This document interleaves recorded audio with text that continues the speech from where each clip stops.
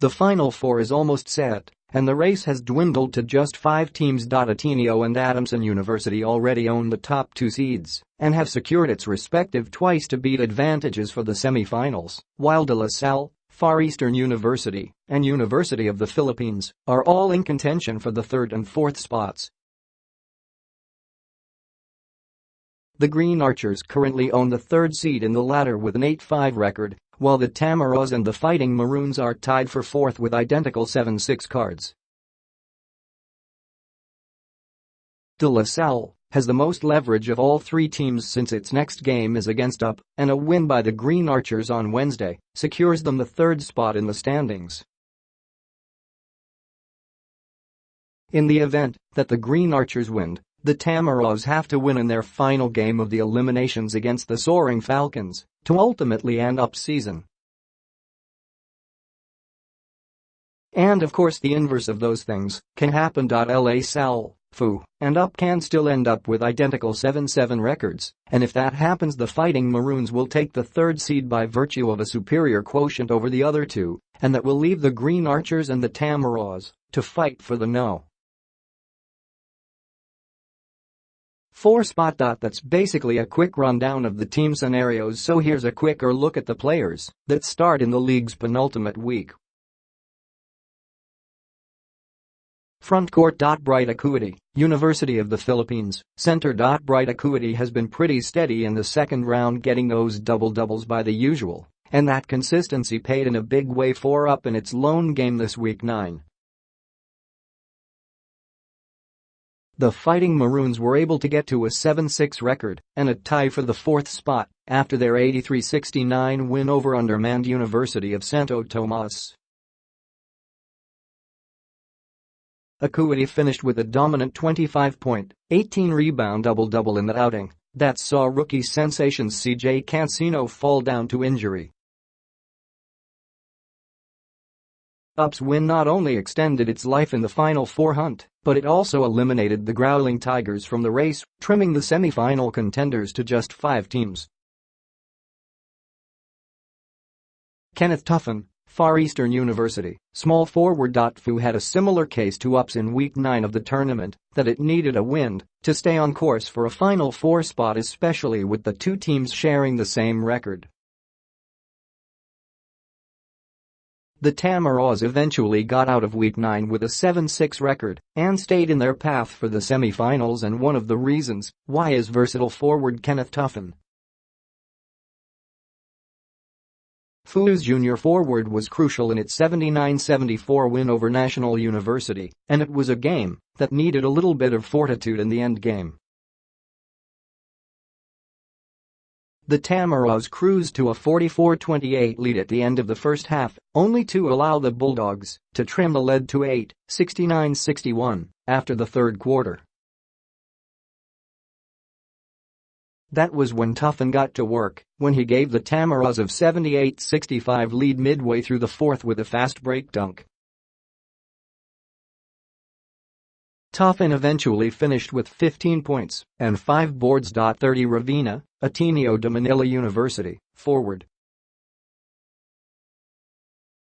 Ateneo ran into some big-time trouble when it had not legitimate center to handle the fort in the first half of its game against De La Salle.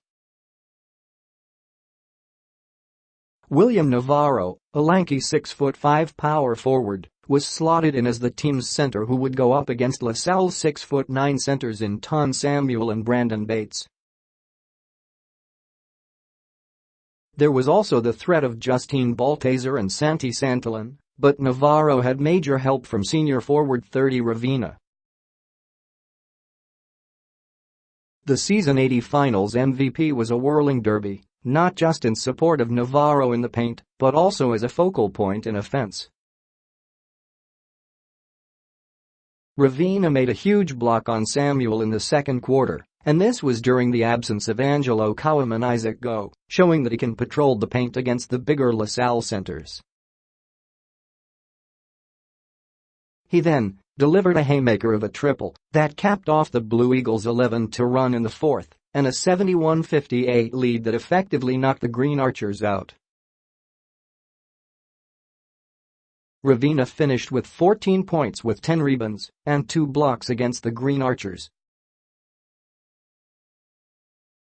Backcourt. John Lloyd Clemente, National University, shooting guard. National University may have went 0-2 this week, but John Lloyd Clemente made sure the league was put on notice.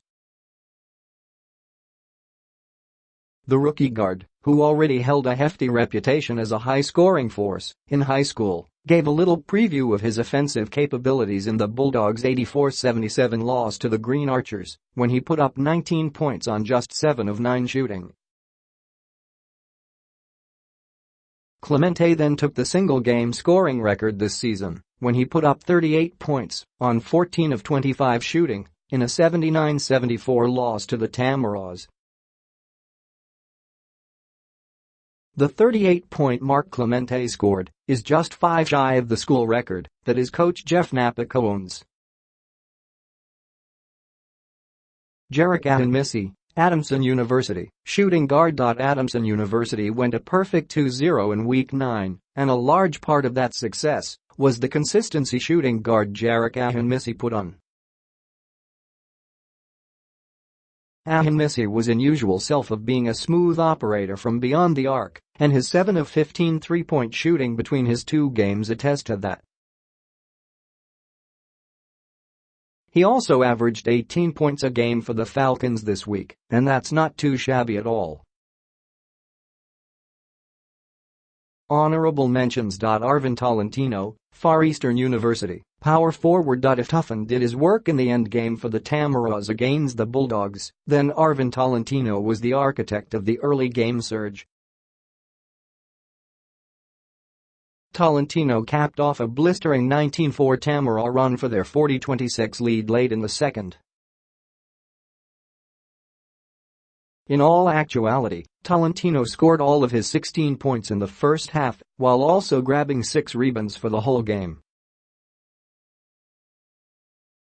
Paul Desiderio, University of the Philippines, shooting guard. There's no question that Acuity has earned the right to become UP's first option in offense, but that doesn't mean Paul Desiderio is just an ordinary second fiddle. Desiderio is arguably the best secondary offensive option right now in the UAAP, and the Fighting Maroons needed his exploits against UST. In just 3 quarters, Desiderio put up 19 points. While playing as the support shooter, he went 3 of 8 from deep for Acuity, who roamed the middle for the Fighting Maroons.